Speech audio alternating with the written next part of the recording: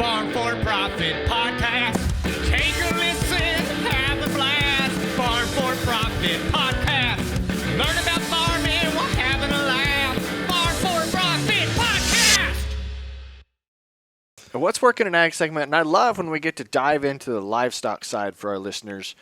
That might actually help us out on some non-livestock areas. I was going to say, this looks like it could go in my backyard. I like this. We're excited to talk here with Larry Myers. He is the Director of Marketing and Sales for Strobel, who has a whole bunch of products, but today we're specifically going to look at the advantages of cattle shades. Right, Larry? That's right. Glad to be with you guys. Tanner, Corey, pleasure to chat with you a little bit today. Where are you coming from today?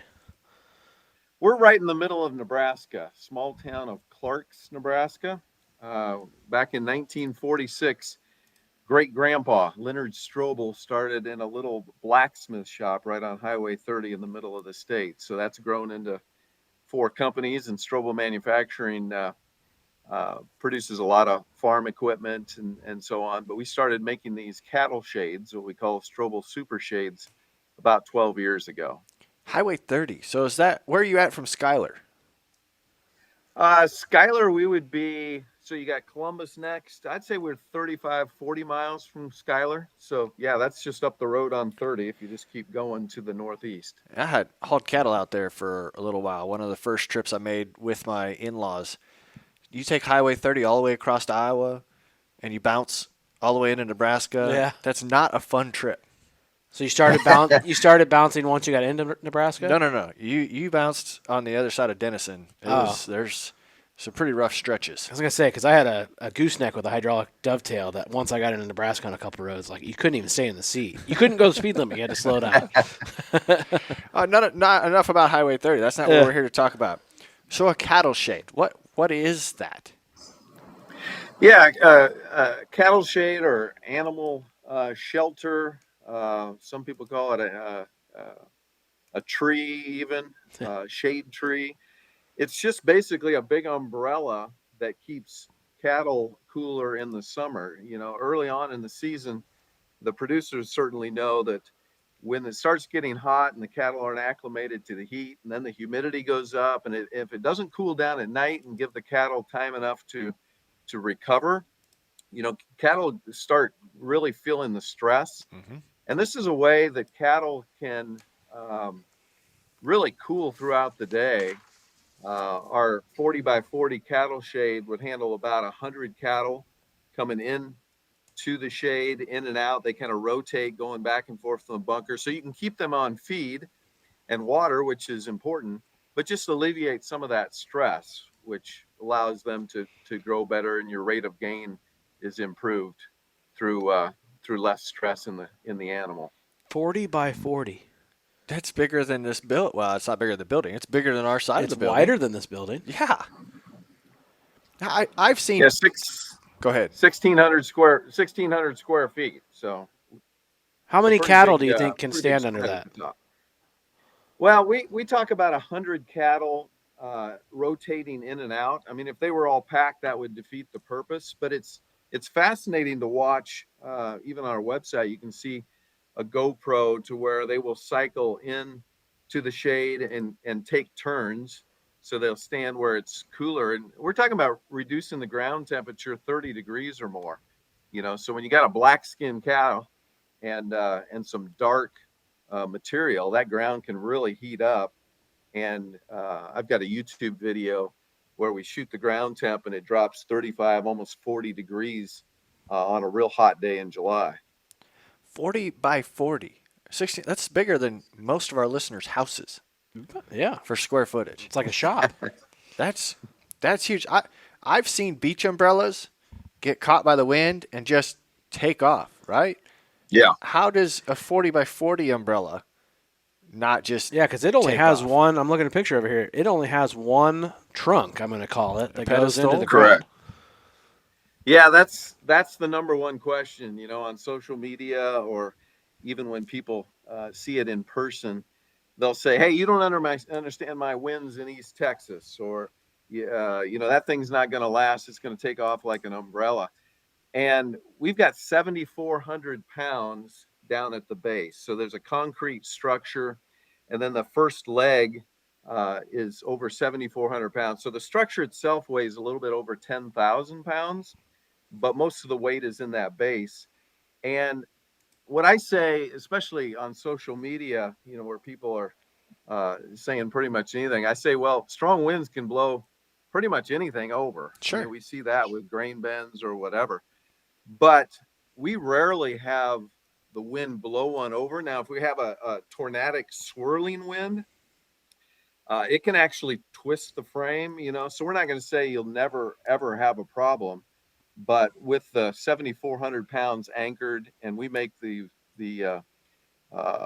structure very robust, and it's very strong. So we've got over 2,000 out in the marketplace, and there's very few problems. But we're not going to say it can't happen for sure. I think we need one of these outside the studio and make a 1,600 square foot patio cover. There you go. We can have a good time under that. People are starting to do that. We actually are just launched this past year a 20 by 20 that's only 400 square feet, obviously. Yeah. So it's a lot less money, and it's just not as big a structure. But people are putting those in their backyards. Downtown, we'll have county fairs and street dances and that kind of thing, where they'll put one of these shades up because they're very portable. We've got forklift pockets and a chain eyelet. If you look at the base, we've made it intentionally so it's easy to move around, but at the same time super stable, and it's going to sit in the one spot. But I would have thought when I saw a picture of this, and I know you said it weighed a lot, I would have thought it actually went into the ground. Right. And you had to pour footings or something, but no, it's just a big old weight down there. Right. And we've had some installed, into footings and, sink cement clear down into the ground. The nice part about them being portable, though, is if you shape your pins, and you come in with a box scraper, you can move it out of the way and take some of the material and move it around. So it's nice to not have to have it, planted in one spot and have it easily portable. And what is the material that you're using for the shade? Yeah, it's a 70% mesh right from the very beginning. So we've done this almost 12 years now. We went with a 70% mesh from Sherco. So it's a similar tarp that you'd see on the top of a semi. And we call it a self-storing shade. So you get a guy on each end, because you don't want freezing rain or a lot of snow, because that will tear these up. Sure. So we send out a notice, make sure in September, October, that you get two guys out, and we've got a crank that you can just take both of the ends and just roll it up to the center. So you do that on each side and then fix it to the middle. So that's where you never even have to take it down during the winter. You just roll it up to the middle. The snow, the freezing rain doesn't collect, and they'll store. And then come to be, mid-May, when it's starting to heat up again, you just roll them down, ratchet down the straps, and you're good to go. Nice. This sounds too easy. It does. So would you say most of your customers are feedlots, or are these guys using them on rangeland or anything like that? No, yeah, good question. The feed yards are our primary customer, because you rarely have trees, know, that you can access. Yep. So every pin likely will have one of these. If you go on the website, which is strobelmfg.com, you'll see some pictures from overhead of cattle pins. And we did this study with Kansas State University where they had 10 of these in one line, and then studied the difference between shade and no shade, and found a 7% ROI, increase rate of gain, which is really significant. There are 3 or 4 other advantages, including less water usage and just animal comfort in general. But yeah, to answer your question, feed yards are really our prime customer. Sometimes rotational grazing, ranches, horses, people that are really into horses and have some expensive horses they want to keep comfortable. We've put them under shade as well. So since it's a mesh, rain just falls straight through it, or does rain run off of it? Right. A little bit of both. There's some air movement still that can go through. So there's a little bit of um, porous nature. So that means some water can drip down through as well. But it's going to stop the driving rain and not make the mess that you'd get underneath. Hmm. Sometimes you got the manure and then the extra water and so on. It can really be a mess. So it does kind of help to protect that. But we found this 70% does Yeah. allow for the right mix of airflow. The best I could probably describe it to someone that's listening and not watching, it's probably like a trampoline Oh, mesh, right? Like, Very similar. yep. So minus the springs, cattle aren't doing Sure. backflips on it, but wouldn't that be cool? yeah. So Hopefully not. yeah, I had shade cloth when I was doing cuttings on my Roni berries. 70% mesh. They call it a shade house instead of a greenhouse. So yeah, Oh. yeah. So So if our listeners do want to see this, where can they go to see one of these set up? Well, we have one in Clark's here all the time in Nebraska, but we do take them around the country as well. And coming up is CattleCon down in Orlando.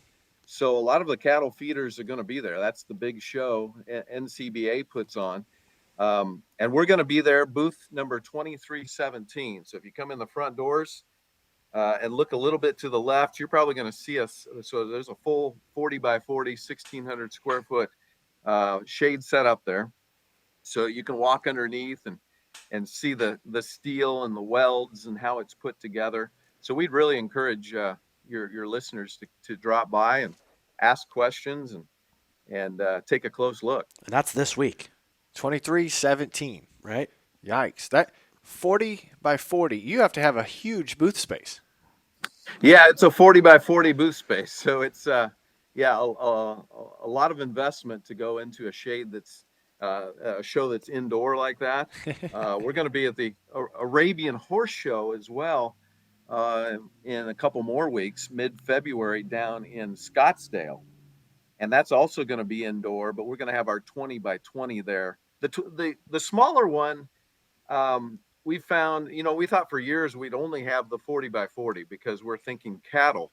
But as people started to see a use for goats, maybe sick pens, small cattle herds, horses, even an acreage or people use, like you brought up earlier, Corey, um, we decided to do a 20 by 20, and it's almost identical, not quite as high. Sure. The perimeter of the big one is 12 feet around the perimeter and 14 feet at the peak.